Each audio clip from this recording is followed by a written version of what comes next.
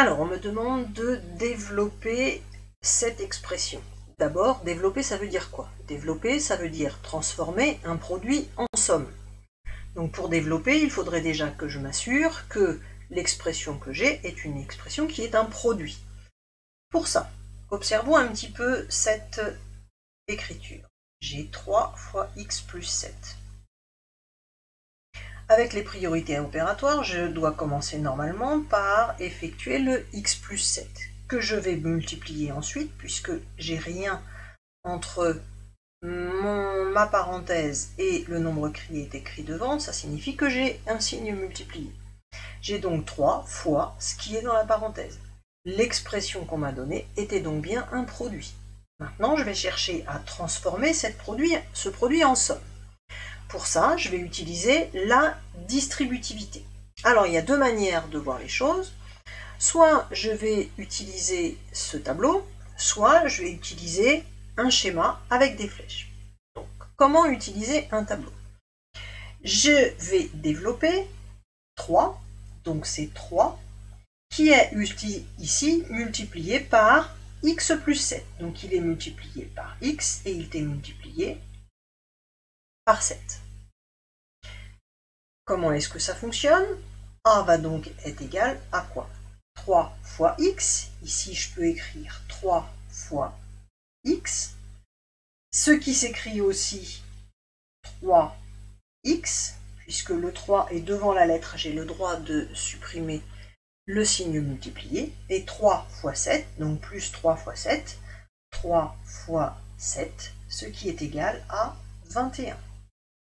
Je peux donc écrire ici que mon expression est égale à 3x plus 21. Une deuxième manière de faire, plutôt que d'utiliser ce schéma opérationnel, c'est d'utiliser des flèches. 3 est multiplié par x plus 7. 3 est le facteur qui va être distribué. Il est distribué d'abord au x, puis il va être distribué ensuite au 7. En fait, ça revient exactement à ce que j'ai fait. Il est distribué d'abord au x, puis il est distribué au 7. Donc, 3 fois x plus 3 fois 7. Bien sûr, 3 fois x c'est égal à 3x comme tout à l'heure, et 3 fois 7 c'est égal à 21 comme tout à l'heure. Alors, comment ça se passe maintenant si on a une soustraction?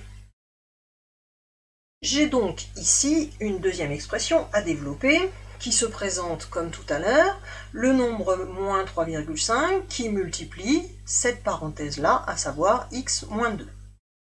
Donc, comme tout à l'heure, je peux utiliser deux procédés qui reviennent rigoureusement au même.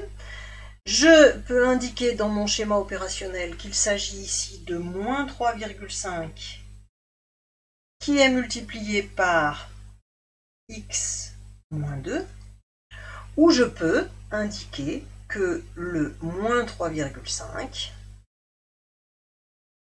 va être distribué au x puis au 2, il va être distribué au x puis au 2.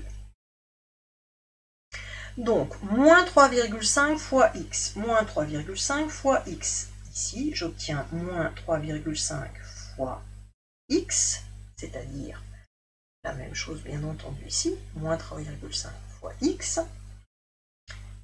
moins 3,5 fois 2, mais avec un signe moins. Je vais donc soustraire moins 3,5 fois 2. Je vais donc soustraire moins 3,5 fois 2, c'est-à-dire ajouter 3,5 fois 2. De la même manière, ici je vais avoir moins 3,5 multiplié par moins 2.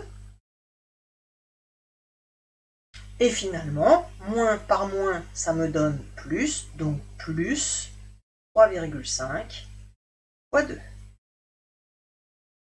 Plus 3,5 fois 2. Je simplifie mon écriture. moins 3,5 fois x, le nombre étant écrit devant la lettre, je peux omettre d'écrire le signe multiplié. Donc moins 3,5 x plus 3,5 fois 2, c'est-à-dire 7. J'ai développé mon expression b et j'ai obtenu moins 3,5x plus 7.